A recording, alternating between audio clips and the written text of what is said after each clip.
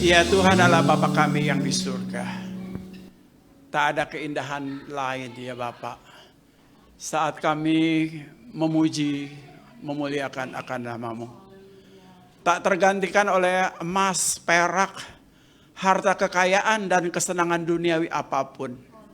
Karena semua itu ya Tuhan hanya menipu dan itu bersifat sementara. Tapi tak kala kami memuji, menyembah Tuhan, beribadah seperti ini kami tahu.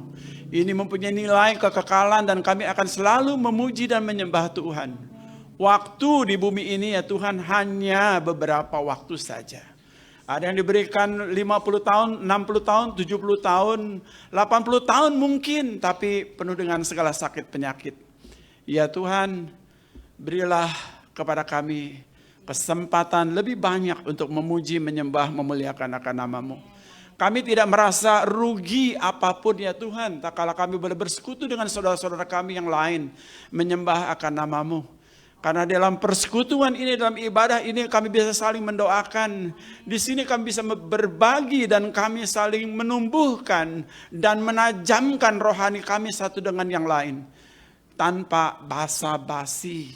Tuhan, tanpa lip service.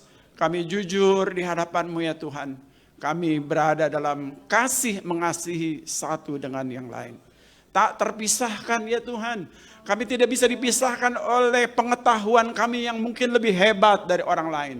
Kami tidak terpisahkan ya Tuhan dengan ekonomi. Ataupun ya Tuhan tingkat sosial kami, strata kami yang lebih tinggi. Di sini kami adalah orang-orang berdosa Tuhan. Kami meninggalkan takhta kami dan kami meninggalkan mahkota-mahkota kami. Kebanggaan-kebanggaan kami ya Tuhan. Semua itu tidak ada manfaatnya. Dan Paulus ya Tuhan membuang semuanya itu. Dia mengatakan ini adalah sampah. Karena yang terpenting bagi dia. Dia turut serta dalam penderitaan Kristus. Dan kebanggaannya adalah menderita bersama dengan Kristus. Tuhan kami tahu kami tak akan sehebat Paulus. Bahwa mahkotanya dan kebanggaannya adalah menderita bersama dengan Kristus. Mungkin kami tak mampu seperti Paulus. Tetapi ya Tuhan, sekian persen saja kami berada dalam posisi itu. Itu adalah kesukaan kami ya Bapa. Dan kami tahu kami berada di situ oleh karena pertolongan Roh Kudus. Terpujilah Engkau ya Tuhan, dibesarkanlah Engkau ya Tuhan, dimuliakanlah Engkau Tuhan. Baik oleh mulut kami, hati kami, dan hidup kami ini ya Tuhan. Sehingga pada waktu kami pulang bertemu dengan Engkau, mata dengan mata, hati dengan hati, bertemu dengan Tuhan. Engkau berkata, terimalah hambaku yang setia. Engkau telah melakukan perkara-perkara yang aku berikan kepadamu. Engkau setia dengan perkara-perkara kecil. Maka terimalah perkara yang lebih besar. Dan Tuhan sudah menyediakan tempat yang indah bagi kami. Mahkota-mahkota yang indah bagi kami. Kami tidak kehilangan apapun ya Tuhan. Kalau kami kehilangan di dalam dunia ini, kami tidak akan kehilangan harta surgawi kami. Terpujilah Engkau Bapa, berkati ibadah kami pada hari ini. Ya Tuhan, dari awal pertengahan sampai pada akhirnya. Di dalam nama Tuhan kami Yesus Kristus, kami sudah berdoa. Amin. Silakan duduk Bapak Ibu, saudara-saudara yang dikasihi oleh Tuhan Yesus. Selamat hari Minggu, baik saudara yang online maupun saudara yang onsite. Dan saya percaya Tuhan Yesus akan melawat Bapak Ibu saudara sekalian. Dan saya percaya saudara-saudara yang sakit dalam tubuh, Tuhan memberikan kesembuhan dan kesehatan. Amin. Nah saudaraku yang kekasih, kita masih berada saudara sekalian di dalam 40 hari. Ya, saya masih terus menyampaikan ini. Sebenarnya khotbah-khotbah ini adalah khotbah-khotbah berseri. Kalau saudara bisa mengikuti, kalau saudara nggak bisa mengikuti, saudara bisa buka Google, saudara bisa ikuti ya. Semua khotbah-khotbah itu adalah khotbah-khotbah berseri, mulai dari pra Jumat Agung sampai pada Jumat Agung sampai kepada Paskah. Dan kemudian 40 hari setelah kebangkitan Tuhan Yesus. Dan sini kita masih berbicara 40 hari Tuhan Yesus bangkit dan dia menemui beberapa murid-murid yang lain. Nah saudara-saudara kasih, kita akan baca bersama-sama Yohanes pasal 21 ayat 1 sampai ayat 14. Tapi saya bacakan melalui video ini. Ya, jadi dibacakannya secara elektronik. Saudara bisa melihat video ini. Ini adalah pembacaan Yohanes pasal 21 ayat 1-14. Silakan. Saudara sambil membaca, sambil melihat Kemudian suasana Yesus di menampakkan Danau diri lagi kepada Galilea. murid-muridnya di pantai Danau Tiberias, dan ia menampakkan diri sebagai berikut. Di pantai itu berkumpul Simon Petrus, Thomas yang disebut Didimus, Nathanael dari Kana yang di Galilea, anak-anak Zebedeus, dan 2 orang muridnya yang lain. Kata Simon Petrus kepada mereka, "Aku pergi menangkap ikan." Kata mereka kepadanya, "Kami pergi juga dengan engkau." Mereka berangkat, lalu naik ke perahu. Tetapi malam itu, mereka tidak menangkap apa-apa. Ketika hari mulai siang, Yesus berdiri di pantai. Akan tetapi murid-murid itu tidak tahu bahwa itu adalah Yesus. Kata Yesus kepada mereka, "Hai anak-anak, adakah kamu mempunyai lauk pauk?" Jawab mereka, "Tidak ada." Maka kata Yesus kepada mereka, "Tebarkanlah jalamu di sebelah kanan perahu, maka akan kamu peroleh." Lalu mereka menebarkannya dan mereka tidak dapat menariknya lagi karena banyaknya ikan. Maka murid yang dikasihi Yesus itu berkata kepada Petrus, "Itu Tuhan." Ketika Petrus mendengar bahwa itu adalah Tuhan, maka ia mengenakan pakaiannya, sebab ia tidak berpakaian, lalu terjun ke dalam danau. Murid-murid yang lain datang dengan perahu karena mereka tidak jauh dari darat, hanya kira-kira 200 hasta saja, dan mereka menghela jala yang penuh ikan itu. Ketika mereka tiba di darat, mereka melihat api arang dan di atasnya ikan dan roti. Kata Yesus kepada mereka, "Bawalah beberapa ikan yang baru kamu tangkap itu." Simon Petrus naik ke perahu, lalu menghela jala itu ke darat, penuh ikan-ikan besar. 153 ekor banyaknya, dan sungguh pun sebanyak itu. Jala itu tidak koyak. Kata Yesus kepada mereka, "Marilah dan sarapanlah." Tidak ada di antara murid-murid itu yang berani bertanya kepadanya, "Siapakah engkau?" Sebab mereka tahu bahwa ia adalah Tuhan. Yesus maju ke depan, mengambil roti dan memberikannya kepada mereka, demikian juga ikan itu. Itulah ketiga kalinya Yesus menampakkan diri kepada murid-muridnya sesudah ia bangkit dari antara orang mati. Ya, terima kasih ya, saudara sudah menyimak Yohanes pasal 21 ayat 1-14. Demikian firman Tuhan. Yang berbahagia adalah mereka yang membaca, mendengar, dan melakukannya. Nah saudara, tadi saya katakan bahwa Tuhan Yesus ada 40 hari sebelum dia naik ke surga. Nanti kita ada kebaktian kenaikan Tuhan Yesus ke surga ya setelah 40 hari. Dan turunnya Allah Roh Kudus. Ya, itu jadwal gereja seperti itu. Itu kalender gereja pada umumnya. Nah, saudara, ini adalah peristiwa yang saudara baca atau yang saudara perhatikan tadi di video adalah waktu di mana Tuhan Yesus menampakkan diri kali yang ketiga.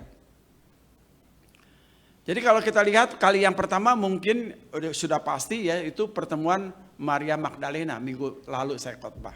Seorang perempuan yang dilepaskan dari 7 roh jahat. Maria Magdalena yang saya katakan kepada saudara sekalian bahwa dia tak kalah dengan rasul-rasul yang lain dan dia sederajat, seolah-olah sederajat dengan rasul-rasul yang lain karena dia seorang wanita yang dimuliakan oleh Tuhan ya, dari seorang berdosa, dari seorang yang tidak dianggap, tidak bernilai dan lain sebagainya, oleh karena cintanya kepada Tuhan dan kemudian dia dimuliakan oleh Tuhan. Dimuliakan artinya di sini saudara sekalian adalah dia diizinkan untuk menjadi pelayan Tuhan yang setia. Dia adalah ibu-ibu dari pelayanan ibu-ibu yang lain, saudara sekalian, yang memimpin ibu-ibu yang lain. Dia ada saat Yesus disalibkan, dia ada di sana, dia menangis, sedih, saudara sekalian, dia kecewa. Bagaimana Tuhan Yesus yang tidak bersalah dan berdosa itu harus diadili dan kemudian harus disalibkan dengan cara, saudara sekalian, yang jahat sekali, yaitu kematian disalib. Nah saudara, kematian disalib seperti yang pernah saya katakan kepada saudara sekalian adalah kematian yang berlahan-lahan. Ya, kalau orang dipancung langsung selesai, nggak merasakan sakit, itu lebih enak mati cara demikian. Tapi cara penyalipan adalah penyiksaan karena darah tetes demi tetes, saudara sekalian, berkurang dan dia akan mengalami hidrasi dan mengalami kematian. Seperti itu, saudara sekalian. Itu adalah cara yang kejam. Dan hukuman salib itu adalah hukuman untuk para penjahat, perampok, dan lain sebagainya. Dan Yesus, Allah yang disayangi oleh Maria Magdalena, mengalami hal itu, diperlakukan, dibully, saudara sekalian, seperti seorang penjahat. Seperti yang dikatakan oleh firman Tuhan, bahwa ia yang tiada mengenal berdosa menjadi berdosa oleh karena dosa siapa? Dosa Anda dan dosa saya yang ditanggungnya di atas kayu salib. Dia tidak berdosa, menjadi berdosa karena dosa Anda dan saya ditimpakan kepadanya. Itulah yang Maria saksikan di waktu Tuhan Yesus disalib. Dan itu sebabnya saudara sekalian dia merasa meradang hatinya, saudara sekalian. Bukan karena saudara sekalian nggak punya uang meradang, saudara sekalian. Bukan karena hal-hal lain. Dia meradang karena dia merasakan bahwa Tuhan yang dicintainya diperlakukan tidak adil. Dan itu sebabnya dia mengorganisir ibu-ibu itu untuk kembali ke kubur Yesus untuk memberikan rempah-rempah, saudara sekalian. Tanpa berpikir secara logis, saudara. Bagaimana mungkin dia bisa membuka tutup daripada kuburan itu, tetapi kasihnya menutupi logikanya, cintanya kepada Tuhan Yesus menutupi logikanya, kasihnya kepada Yesus saudara sekalian menutupi kelemahannya. Sering kali orang saudara sekalian diperhadapkan kepada kelemahan, logika dan sebagainya sehingga dia tidak melakukan apa-apa. Dia stagnan dan dia berjalan di tempat. Kenapa? Karena dia melihat persoalan lebih dulu saudara sekalian, bukan cinta lebih dulu saudara, sehingga tidak jalan dalam pelayanan atau dalam apapun juga. Berbeda dengan Maria Magdalena. Itu pertemuan yang pertama. Mungkin pertemuan yang kedua adalah saat Tuhan Yesus saudara sekalian berjumpa dengan murid-murid di tempat Markus di atas. Ada Markus yang dulu itu Markus yang lemah, Markus yang pernah kabur dari pelayanan, Markus yang pernah disemprot oleh Paulus saudara sekalian. Tapi Markus yang ini sekarang adalah Markus yang mengalami perubahan yang dahsyat saudara sekalian. Dia memberikan tempatnya untuk bersekutu, komunitas bagi para murid. Dan Yesus menampakkan diri di situ. Dan yang ketiga kita lihat di sini saudara sekalian bagaimana Tuhan Yesus menampakkan diri kepada 7 orang murid saudara sekalian di Danau Galilea. Nah saudaraku yang kekasih, nama lainnya saudara sekalian Danau Galilea itu Danau Tiberias. Ya, Danau Galilea atau Danau Tiberias. Kenapa dikatakan nama Tiberias, Bapak Saudara sekalian? Karena ini dipakai oleh orang-orang Roma, saudara, untuk mencantumkan kaisar mereka, Tiberius. Supaya dikenal Tiberius itu, supaya bisa diabadikan namanya, maka Danau Galilea itu, saudara sekalian, dipanggilnya, disebutnya dengan Danau Tiberias, gitu ya, supaya beken, gitu ya. Nah, saudara, kalau berbeda dengan jalan-jalan yang dipakai nama-nama pahlawan begitu ya, kita tahu ada Jalan Jenderal Sudirman, biasa itu jalan yang paling bagus gitu ya. Baru Dr. Sutomo, lalu M. Hatta dan lain sebagainya untuk mengabadikan nama mereka. Kenapa mereka diabadikan namanya? Kenapa nggak ada jalan nama Yopi? Ada nggak sih jalan nama Yopi? Ya karena Pak Yopi bukan pahlawan begitu ya. Nah, nggak perlu namanya diabadikan saudara sekalian. Tapi kalau nama-nama ini memang perlu diabadikan. Kenapa? Karena mereka pernah berjasa. Wajarlah kalau nama mereka diabadikan ya. Cuman nggak ada jalan nama Yesus ya, sayang ya di Indonesia ya. Nanti kalau Anda punya gang sendiri, satu gang Anda bikin kontrakan kanan kiri beri nama Yesus ya.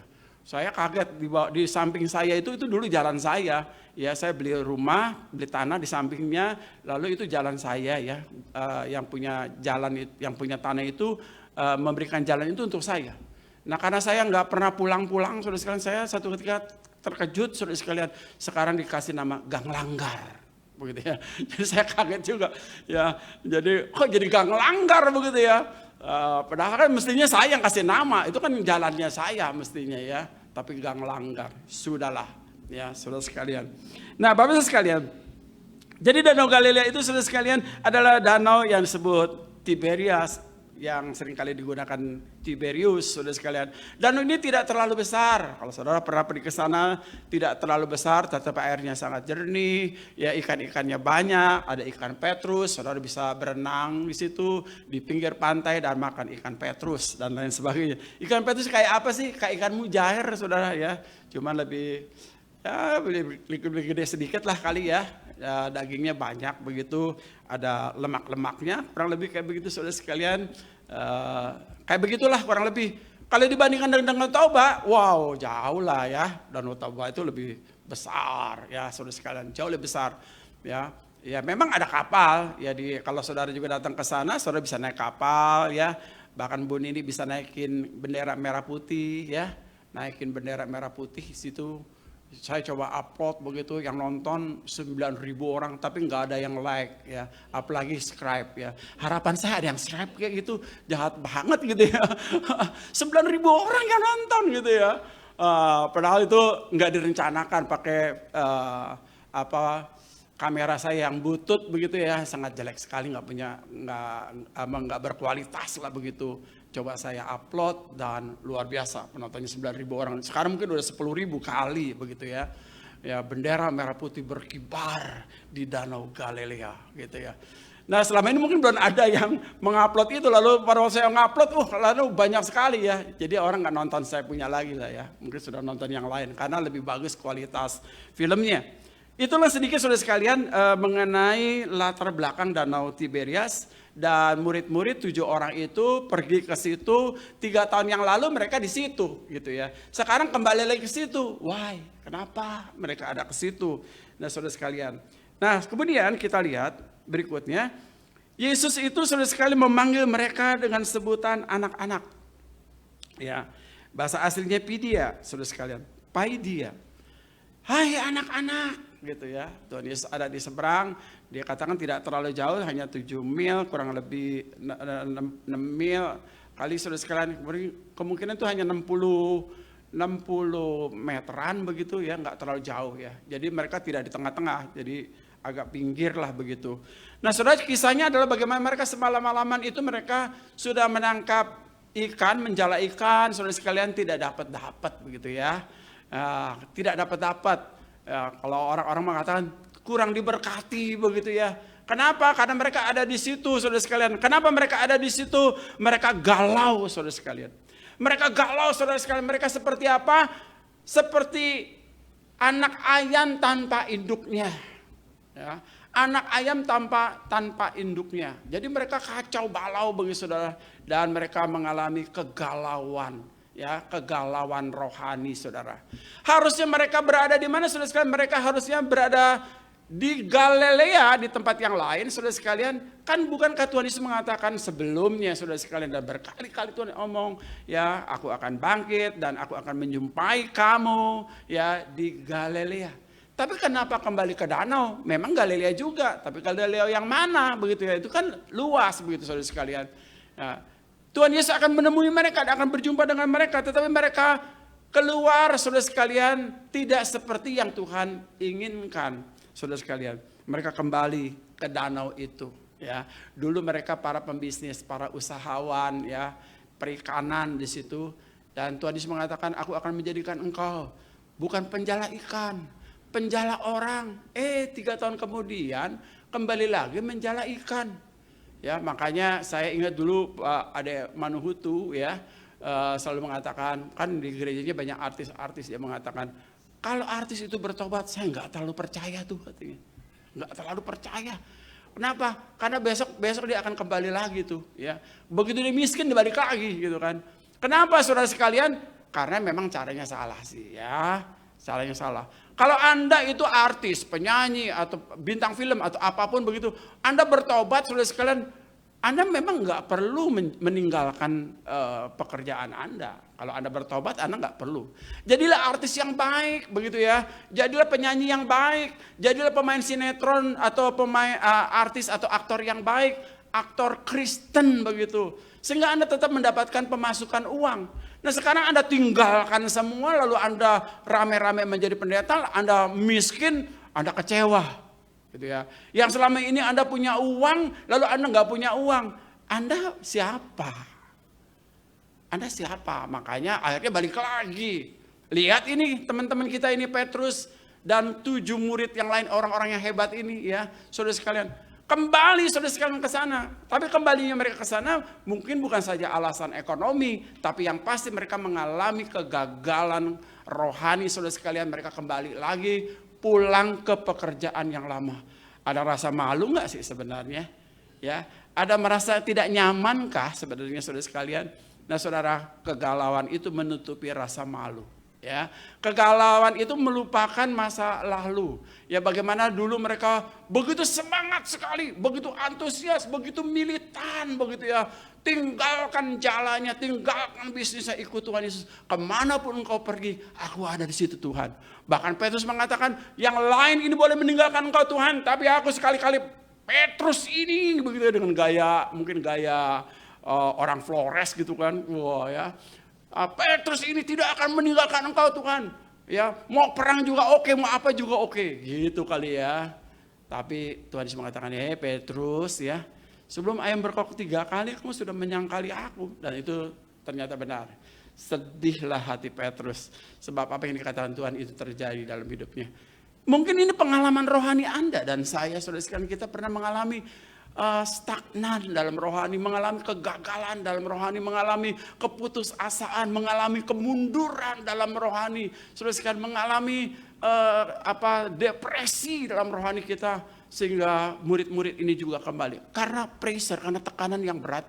Anda kembali lagi, ya, kembali lagi dan Anda melupakan janji setia Anda melupakan semangat Anda, semangat mula-mula itu ya, Anda tinggalkan semuanya itu. Nah mereka sekarang ada di situ tidak tanggung-tanggung 7 murid saudara sekalian. Kalau jumlah murid itu 12 orang berarti sudah lebih daripada 50%. Saudara, apakah Tuhan Yesus itu gagal saudara? Ya, punya murid 12 saudara sekalian, lalu 7 itu kembali melaut. Kembali ke dalam kehidupan yang lama seperti dulu Tuhan panggil mereka ada di sana. Apakah Tuhan gagal? Ya, apakah Tuhan gagal saudara sekalian? Seperti pernah mengatakan bahwa tulisan Tuhan itu, apa yang Tuhan tulis, apa yang Tuhan buat tidak pernah gagal. Amin ya. Apa yang Tuhan rencanakan, apa yang Tuhan buat tidak pernah gagal. Mungkin Anda mengalami pressure yang demikian dahsyat sekali saudara sekalian. Mungkin Anda jatuh sampai titik nadir yang terendah saudara sekalian. Tapi apa yang Tuhan rencanakan terhadap diri Anda saudara sekalian tidak pernah gagal saudara. Karena Tuhan tahu siapa yang dipilihnya. Ya, Tuhan tahu siapa orang-orang yang dipilihnya menjadi hamba-hambanya, menjadi anak-anaknya, menjadi orang pilihannya. Tuhan tahu saudara sekalian, satu ketika saudara sekalian dia akan mengalami pemulihan dan kebangkitan. Nah saudara, kita kembali kepada 7 orang murid di Danau Galilea ini saudara sekalian, atau Danau Tiberias ini saudara sekalian. Nah kita lihat saudara, bagaimana kita lihat mereka adalah mencari kembali lagi mencari bisnis di situ ya, di tempat yang sama. Dulu kan mereka nelayan dari kecil, mereka juga di situ ya, pengalaman lah dalam mencari ikan saudara sekalian. Ya pasti pinter lah. Tapi semalam-malam mereka tidak mendapatkan ikan Bapak Saudara sekalian. Dan kemudian mereka sudah membuang jalanya, mungkin sudah perahunya sudah jalan sana, jalan sini begitu ya, juga tidak dapat saudara. Dan kemudian Tuhan Yesus berkata supaya mereka membuang jala mereka ke sisi kanan. Ke sisi kanan. Apa selama ini mereka enggak buang jalanya ke sebelah kanan? Selama berjam-jam ada di laut itu, apakah mereka tidak membuang jala ke kiri, ke kanan, ke kiri, ke kanan, perahunya jalan lagi? Saya nggak tahu Anda punya pengalaman nangkap ikan di laut nggak pakai perahu, ya. Saya nggak tahu. Ricky sih udah pasti kali ya. Tapi Ricky lagi Jakarta kali ya. Kalau saya di NTT tuh ke Sabu kemarin saya naik perahu begitu saya mancing, saya pernah semalam-malaman nggak dapat ikan, gitu ya. Padahal yang punya perahu berharap banyak. Hari ini ada Pak Pendeta ikut kita, pasti Tuhan berkati gitu ya. Dia bilang sama kru kapal semua, yang kapalnya besar sekali ya. Kita akan diberkati. Wah doa dulu, Pak Pendeta pimpin doa. Wah saya pimpin doa. Cuman nih beban berat nih kalau nggak dapat ikan gimana nih kan. Oh saya berdoa saudara sekalian. Oh doa Pak Pendeta penuh dengan iman dong. Iya pastilah. Ya orang saya juga ikut mancing pasti pengen dapat ikan dong ya kan. Apa yang terjadi? Tidak dapat ikan. Saya rasa bagaimana hati saya waktu itu, saudara. Dan mereka juga melihat muka saya. Ya. Ini Pak Pendeta kurang mujizat. Ya, jangan bersandar pada saya, mestinya bersandar pada Tuhan. Ya. Jangan gara-gara ada pendeta di kapal maka pasti dapat ikan. Ternyata nggak dapat. Ya. Nggak dapat ikan, saudara. Hanya sekali saja, saudara, tiba-tiba itu, saudara, ikan teri itu berterbangan, saudara, karena ada lampu patromak, saudara, berterbangan masuk ke dalam kapal. Ya, akhirnya dapatlah sekilo gitu ya, ikan teri, saudara sekalian, untuk souvenir, saudara. Tapi nggak bisa dijual, saudara ya. Nah, Bapak Ibu Saudara yang dikasih oleh Tuhan Yesus, apakah mereka nggak buang kanan, buang kiri? Pastilah, ya, udah buang kanan, buang kiri, mungkin mereka udah frustasi juga begitu ya, ketujuh murid ini, mestinya mereka mikir dong. Introspeksi dong, ya, harusnya kan. Kenapa sih kita nggak dapat? Kenapa sih kita ada di sini, begitu ya? Kenapa kita nggak dapat ikan? Kita udah pengalaman. Kenapa sih introspeksi ya? Ya saya pikir juga mungkin mereka juga introspeksi kali ya. Cuman memang nggak dicatat saja oleh Yohanes, saudara sekalian. Mungkin. Itu sebabnya saudara sekalian Tuhan Yesus berkata dari pantai itu dia berkata, buanglah ke kanan. Ya, buanglah ke kanan. Dan pada waktu mereka buang ke kanan, Bapak Saudara sekalian, apa yang terjadi saudara sekalian? Maka dikatakan mereka mendapatkan ikan-ikan itu. Ya, luar biasa. Nah, saudaraku yang kekasih, ada orang yang menafsirkan saudara sekalian, ya, bahwa membuang jala ke kanan, ini namanya khotbah alegori, gitu ya. Alegori itu saudara sekalian, ya, tafsiran, jadi satu ayat diangkat lalu diartikan begitu. Itu banyak teman-teman ya di karismatik kalau khotbah ayat ini diangkat begitu lalu ditafsirkan. Ya, sama seperti ini misalnya. Mereka mendapatkan ikan 153 ekor. Arti 153 ekor artinya adalah begini gitu ya. Nah, saudara, ya nggak apa-apa sih ya. Itu sangat alegoris sekali begitu ya. Nah, saudara yang kasih, dikatakan buanglah jalamu ke kanan begitu. Lalu ditafsirkan oleh mereka, kamu harus mengubah arah. Nah, bagus juga ya. Makanya dia kasih khotbah di situ sesuai dengan tema mengubah arah. Ini Yohanes 21 ini bisa tema-tema khotbahnya bisa macam-macam. Tergantung saudara mau ambil ayat yang mana begitu ya. Nah, dia ambil bagian ini, saudara sekalian buanglah jala ke sebelah kanan ya. Anda harus mengubah arah, itu artinya. Nah, saudara, ya bagus juga sih ya mengubah arah. Mungkin selama ini arah hidupmu sudah melenceng jauh gitu ya. Sudah meninggalkan Tuhan, meninggalkan pelayanan, meninggalkan doa, meninggalkan persekutuan, meninggalkan komunitas. Anda sudah jauh menyasar kemana-mana. Anda sekarang tidak mendapatkan apa-apa. Anda kecewa, Anda putus asa, Anda gelisah. Dan ternyata Anda bukan siapa-siapa tanpa Tuhan. Benar ya, seorang teolog mengatakan manusia tanpa Tuhan tidak punya nilai. Manusia tanpa Tuhan tidak punya nilai. Karena memang Anda dicipta untuk Tuhan. Bukan untuk diri Anda sendiri. Tapi kita klaim ya, hari-hari segala sesuatu saya, untuk saya. Ini waktu saya, ini peluang saya, ini hidup saya, ya semuanya adalah untuk saya. Kita tidak mengatakan ini milik Tuhan. Hidup saya punya Tuhan, keluarga saya punya Tuhan, harta saya punya Tuhan, pengetahuan saya punya Tuhan, semuanya punya Tuhan. Tapi kita klaim punya saya. Sehingga pada waktu Anda kehilangan itu, Anda kecewanya minta ampun. Kenapa? Karena Anda merasa punya Anda hilang. Tapi kalau Anda mengatakan bahwa ini semuanya punya Tuhan. Pada waktu itu hilang, Anda nggak kecewa, Bapak Saudara. Kenapa? Orang punya Tuhan kok. Ya, nggak kecewa. Tuhan yang memberi, Tuhan yang mengambil, urusan Tuhan. Pada waktu seorang pendeta kehilangan istrinya, meninggal, dia nangis meraung-raung. Nangis. Ini Pak Pendeta loh. Nangis meraung-raung.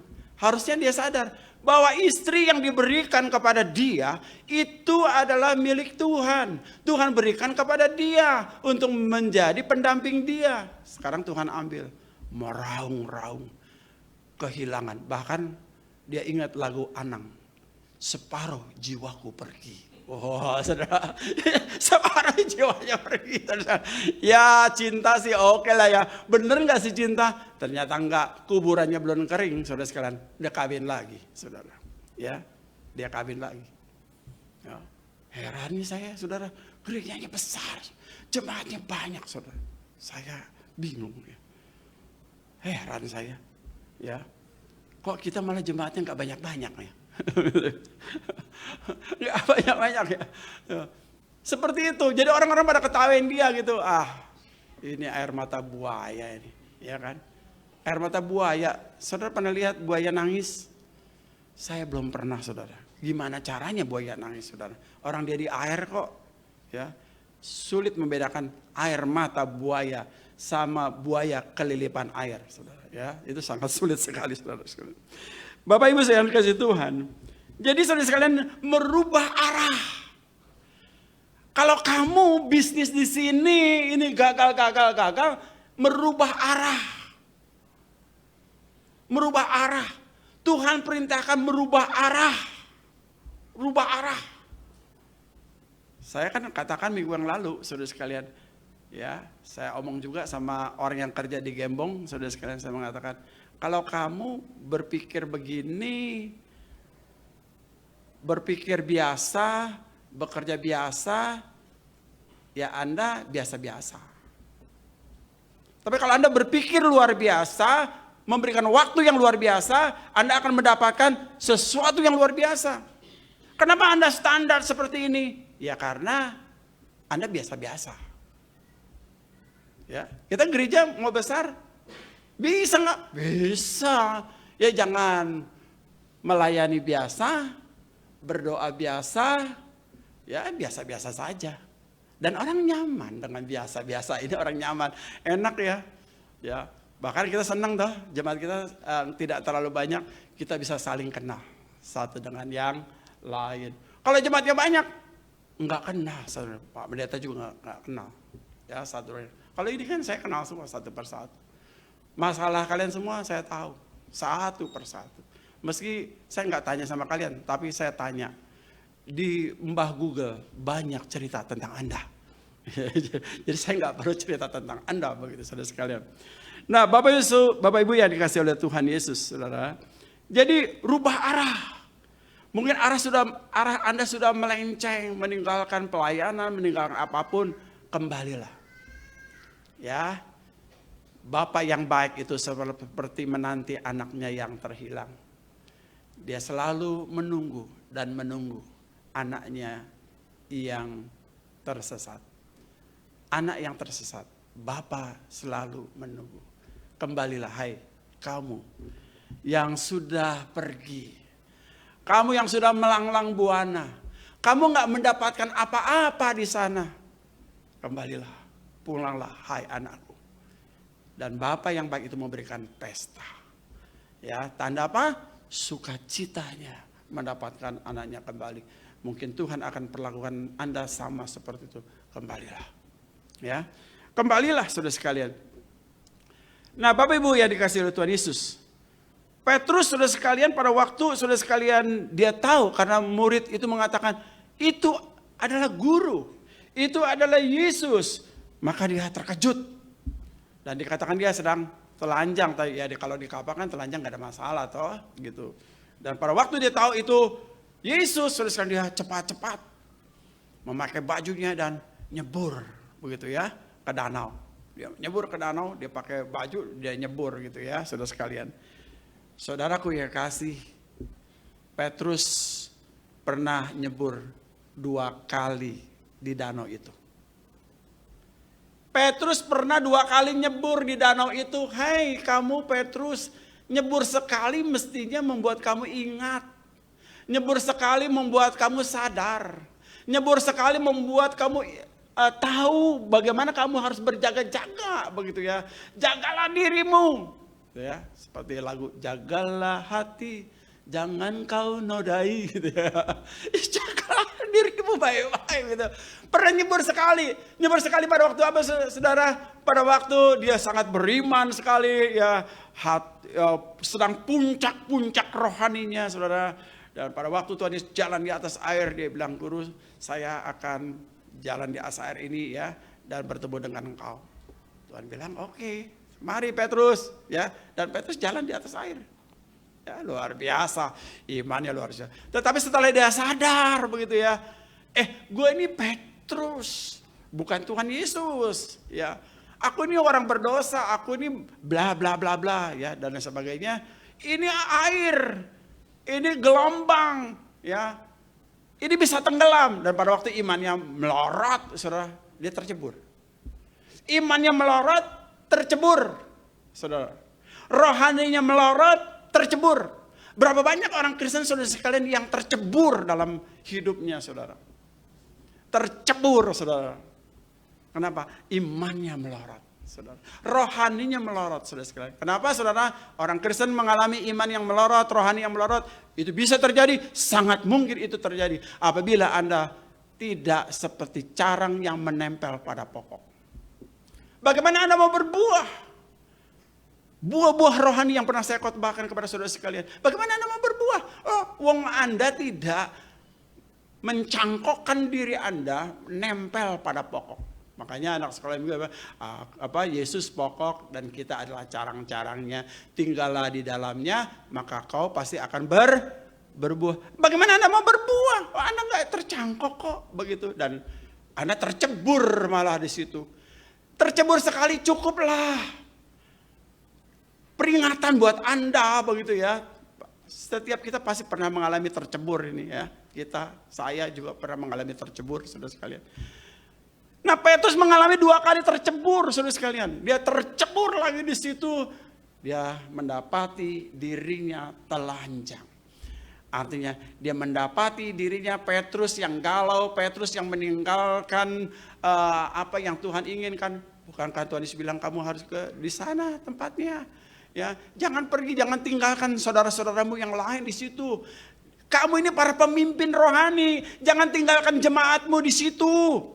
Ya, itu banyak di situ, ada Maria Magdalena, wanita-wanita lain, ada banyak orang-orang Kristen yang percaya kepada Tuhan.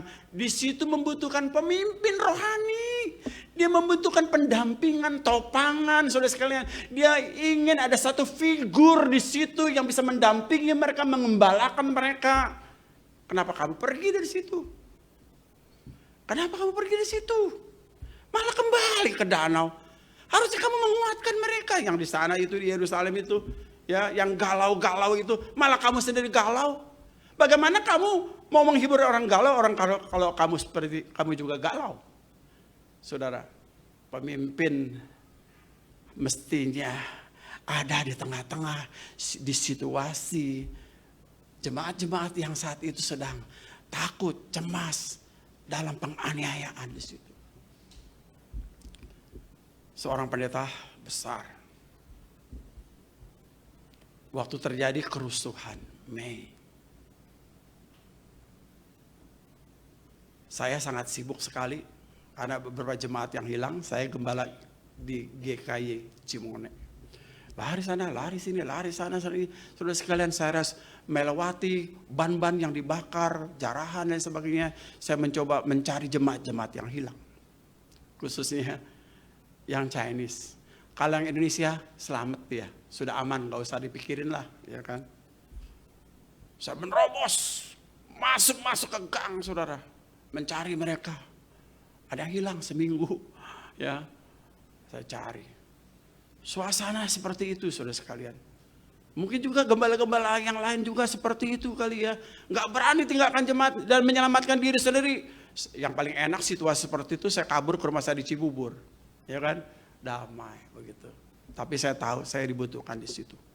Saya ada di situ, saudara, menyaksikan bagaimana jemaat-jemaat saya itu trauma, saudara, dan sangat sedih sekali, saudara. Tokonya dibakar di depan matanya dan sebagainya.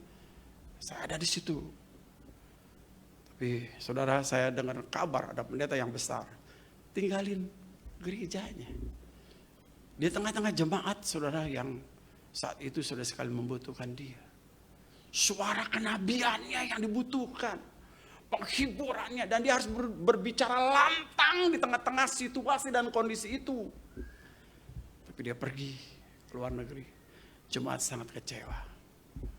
Sangat kecewa. Saat dibutuhkan. Saudara, hampir 4 tahun ini saya nggak berani cuti, saudara. Karena ada beberapa jemaat kita yang sakit. Ya, saya tahu. Ya, saya mengalami 2-3 kali cuti. Ya, baru sampai di Jogja saya bawa mobil, saudara, di homestay. Pak Kisong sudah nelpon saya, Pak, si ini meninggal, begitu ya. Ada 2 kali seperti itu. Saya nggak nyaman. Saya rasa nggak nyaman, begitu saudara. Rasa nggak enak kalau saya pergi. Kok saya jalan-jalan sementara ada jemaat yang sakit dan sebagainya. Ya saudara, hampir 4 tahun saya tidak pernah ambil cuti. Dan minggu ini, hari ini, ya saya cuti sampai minggu depan ya. Saya permisi. Karena saya lihat sudah aman dan damai sentosa. Mau kemana? Nggak jelas. Ya, ambil aja dulu gitu ya. Ambil aja dulu ya. Ya, kalau tiba-tiba saudara kasih saya tiket ke Amerika, ya saya pergi, gitu ya. Saya pergi. Ya, waktunya sudah ada ya. Exit permitnya sudah ada gitu ya. Ya, cuman kemananya enggak jelas begitu saudara. Ya, ambil dulu. Bapak Ibu yang dikasihi Tuhan Yesus. Nah, saudara, kita mungkin pernah kelelep saudara sekalian, dan jangan kelelep lagi lah. Sudahlah, sadarlah begitu ya. Kita pernah terjatuh dalam dosa, sudahlah berhentilah begitu ya. Bangkitlah, inilah waktunya Anda bangkit. Inilah waktunya ya. Anda menjadi yang seperti Tuhan inginkan pada Anda. Saudara, berikutnya saya akan cepat saja saudara sekalian. Pada waktu itu Tuhan Yesus memanggil mereka. Ya. Panggil mereka, mereka udah tahu itu Yesus di pantai. Tuhan Yesus sudah menyediakan ikan bakar dan roti bakar. Ya. Dari kemarin tuh saya pengen makan itu roti bakar Bandung ya. Duh, pengen banget ya. Adanya katanya di Sumur Batu. Atau masa saya makan roti aja harus ke Bandung sih saudara ya. Keterlaluan amat gitu. Tapi pengen banget kayak orang ngidam gitu. Karena iklannya itu wah, mantep ya roti bakar Bandung itu. Itu orang-orang itu ya, di daerah Tasik atau Bandung itu orang-orang itu pada kaya saudara, gara-gara jual roti bakar gitu ya. Jadi saya penasaran ya, kok bisa ya jual roti aja tuh rumah mereka tuh di atas 2M semua itu. Desa bangun rumah tuh 2M 2M. Kita boro-boro ember doang kita punya saudara sekalian ya. Jual roti doang, sampai ke Papua jual roti, kaya banget saudara. Roti apa sih gerangan? Itu bikin saya penasaran. Apa ya? Kayak apa tuh roti gitu ya. Wah, saya kemarin ke rumah kakak ipar saya ada sharing sama dia. Aduh, pengen banget makan roti bakar tuh kayak apa ya di Bandung. Hah, lu mau? Mau? Iya, mau lah. Ternyata tuh dia hanya buka map gitu ya, cari ya online. Itu adanya di dekat kita aja di Bekasi Utara begitu ya. Lalu cuman beberapa menit kemudian muncul tuh roti. Dan berarti saya kalau gampang ini kenapa saya nyusahin orang gitu ya. Ngapain gitu. Saudara, saya coba nikmati saudara ya. Saya coba nikmati gitu. Enak sih ya rotinya. Ya saya pesan sama Pak Abi aja yang mundar-mandir ke itu ya, komplain sama Pak Abi ya. Dia ke Sumur Batu. Saya bilang, ada nggak? Ada nggak? Nggak ada gitu ya. Oh, belum buka begitu ya. Kali ini saya dapat sebenarnya. Dibelikan 2 lagi. Saya coba makan. Emang enak sih saudara. Tapi sebenarnya sih biasa-biasa aja. Ya roti toh. Tapi saya rasa puas sekali. Saya bingung. Kok roti semacam ini saja bisa membuat orang lain kaya. Begitu ya. Saudara, luar biasa. Ya saudara. Nah, Bapak Ibu sekalian, Tuhan Yesus sudah berdiri di pantai dan sekarang menyediakan roti bakar dan juga ikan saudara sekalian. Dan kemudian saudara sekalian, Tuhan Yesus memanggil mereka. Saudara, Tuhan Yesus tahu kebutuhan mereka. Tuhan Yesus tahu kebutuhan mereka. Mereka belum makan. Mereka membutuhkan makanan. Tuhan Yesus detail. Dia tahu betul. Mereka bukan saja butuh kebutuhan rohani mereka yang harus dihiburkan, saudara sekalian. Tapi mereka butuh juga makanan jasmani. Puji Tuhan. Tuhan kita, Tuhan Yesus Kristus, bukan hanya memikirkan kebutuhan rohani Anda, tapi dia tahu kebutuhan jasmani Anda. Amin. Dia tahu kebutuhan Anda. Karena dia bilang, waktu kamu lapar tuh saya tahu. Waktu kamu miskin saya tahu. Waktu kamu gak punya pakaian saya tahu. Waktu kamu di penjara saya tahu. Pada waktu kamu membutuhkan tumpangan saya tahu. Lalu ada mengatakan, kapan Tuhan tahu? Ya, dia mengatakan, waktu aku pernah jadi manusia. Lakukanlah itu. Pada waktu engkau lakukan itu, sama seperti engkau melakukannya kepadaku. Lakukan terhadap saudara-saudaramu. Ya, lakukan itu terhadap saudara-saudaramu sama seperti engkau melakukannya untuk aku. Ya, makanya pada waktu kita lihat saudara-saudara kita, ada wajah Yesus di muka mereka. Amin. Ada wajah Yesus di muka mereka. Di mata mereka ada Yesus di situ. Ya, lihatlah mata mereka. Makanya penting ibadah saudara sekalian onsite seperti ini, penting nggak? Penting. Ya, kita bisa menatap wajah-wajah Yesus itu, saudara sekalian. Ya, beberapa gereja saudara ingin meniadakan online. Sudah beberapa gereja, ya, beberapa teman saya pendeta-pendeta akan tutup online-nya. Supaya apa? Jemaat datang ke gereja. Tapi di sini saya berbaik hati. Ya. Online-nya masih jalan. Karena ada beberapa saudara kita yang lemah tubuh, ya, yang tidak bisa tinggalkan tempatnya, tapi dia ingin kebaktian. Jadi kita masih ada online-nya, saudara sekalian. Itu kebaikan hati, ya. Yang sakit, ya, yang punya masalah, ya, silakan ikut, ya. Kalau Anda mau tetap di sana, nanti Anda sakit. Ini bukan ancaman, sadis. Jadi ini disediakan bagi saudara yang jauh, tidak bisa kebaktian. Ya, kayak hari ini Bu Rita dan Pak Kisong sedang pergi ke Bandung. Anda bisa ikut kebaktian di mobil saja pakai HP. Ini kan bagus, ya. Jadi online-nya diperuntukkan untuk saudara-saudara yang memang nggak bisa ke gereja. Begitu. Nah, Bapak Ibu yang kasih Tuhan, Tuhan Yesus saudara sekalian tahu kebutuhan Anda, kebutuhan jasmani Anda. Dan kemudian mengapa Tuhan Yesus bilang, sudah ada roti dibakar, sudah ada ikan di situ. Tuhan Yesus bilang apa? Adakah ikan? Bawalah kemari. Dia minta ikan dari murid-murid yang lain. Apa nggak cukup? Mungkin kita tafsirkan seperti itu. Mungkin nggak cukup. Tuhan Yesus menyediakan roti dan ikan nggak cukup. Ya, karena di situ ada 7. Di sini Tuhan Yesus 1, paling tidak kan 8, ya kan? 8 ikan, 8 potong roti dong mestinya kan. Nah, apa Tuhan Yesus lalai? Itu ada 7, tambah dia 1, 8. Masa sih? Kalau di videonya saya nonton tadi berapa kali gitu. Ada 4 atau 5 ekor itu ikannya gitu ya. Harusnya dibikin 8 kan ya. Dibikin 8 gitu ya. Supaya tafsiran saya ini pas gitu. Saya mau coba menafsirkan, kita harus tafsiran liar kali saudara sekalian ya. Saya ingin menafsirkan begini saudara sekalian. Bahwa roti dan ikan itu cukup untuk mereka berdelapan, saudara sekalian, entah dibagi 2, dipotong 4 dan sebagainya, cukup. Tapi kenapa Tuhan Yesus masih minta ikan mereka? Tuhan Yesus menghargai mereka. Itu maksudnya ya.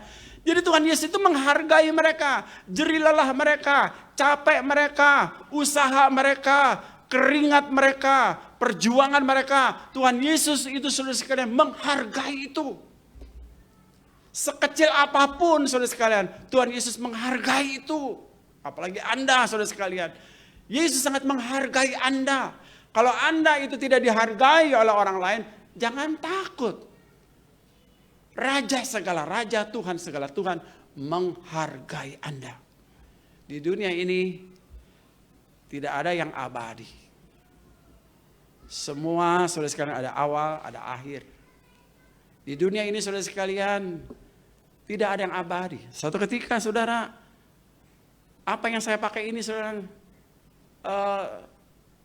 selendang ini mungkin akan tergantung. Satu ketika akan digantung lagi. Suatu ketika karena saya sudah tua. Ya saudara.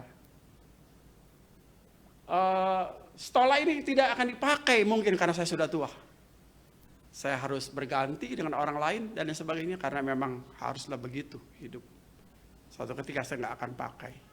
Mungkin ini akan jadi pajangan atau saya persembahkan untuk pendeta lain yang membutuhkan stola ini.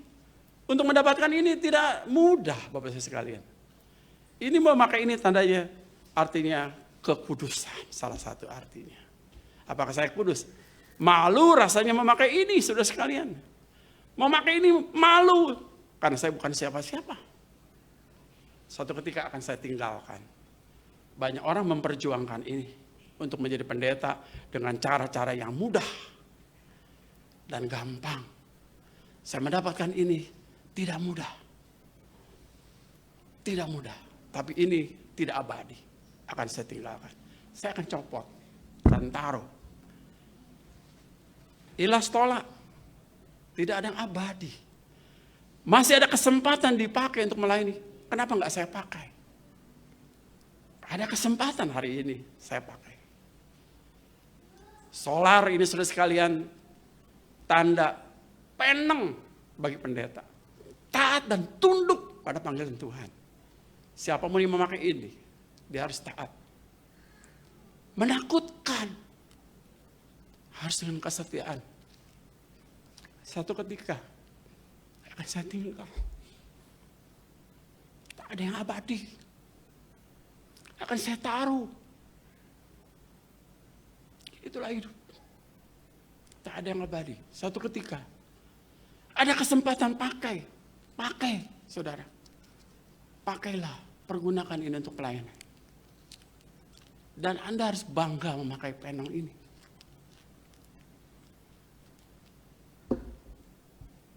Ini kesempatan Anda, kesempatan saya, melayani Tuhan. Kalau Anda diberikan kesempatan melayani, ada umur, masih muda. Sebelum kita mengambil perjamuan kudus, kenapa nggak pakai ini? Nggak ada yang abadi. Orang pintar banyak, orang hebat banyak. Tapi mengapa Anda? Mengapa saya? Pakailah itu saudara. Pergunakanlah itu, setialah itu. Kita belajar dari 7 orang murid yang seperti anak ayam kehilangan induknya. Pernah tenggelam, pernah galau. Tetapi saudara tahu, setelah ini dia mengalami pemulihan. Dia menjadi orang-orang Kristen murid-murid Tuhan, saudara sekalian, yang radikal, saudara. Militan, saudara sekalian. Dan mereka dari 12 orang itu mati martir. Jatuh untuk bangun. Saudara. Pertemuan mereka, saudara sekalian, bukan sekedar melarikan diri 7 orang di Danau Galilea itu, saudara sekalian. Itu adalah bagian momentum di mana mereka ditumbuhkan kembali oleh Tuhan. Tuhan bertemu dengan mereka. Tuhan menumbuhkan mereka kembali. Saudara. Dan 7 orang di atas perahu itu, saudara sekalian, terolang-oleng, saudara, oleh ombak. Tidak mendapatkan apa-apa, saudara sekalian. Itu baik untuk mereka bertujuh di situ, saudara. Agar kembali mereka menemukan chemistry mereka. Petrus sebagai pemimpin. Dan teman-teman yang lain. Di perahu itu ada banyak hal yang tak terkatakan. Hati mereka berbicara satu dengan yang lain. Dan mereka menjadi satu, saudara. Yang selama ini mungkin, saudara, chemistry itu belum bisa terbentuk. Tetapi melalui perjuangan yang beberapa jam yang berat dan sulit itu di atas perahu.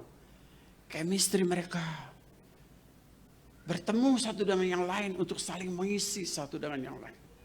Memahami satu dengan yang lain. Mengerti satu dengan yang lain. Akhirnya saudara sekalian mereka bangkit setelah itu, saudara. Dan menjadi murid-murid yang dahsyat. Amin. Mari kita tunduk kepala, kita berdoa. Saudara, mari kita berdoa. Saya bisa minta saudara Riki berdoa, mengucap syukur untuk firman Tuhan.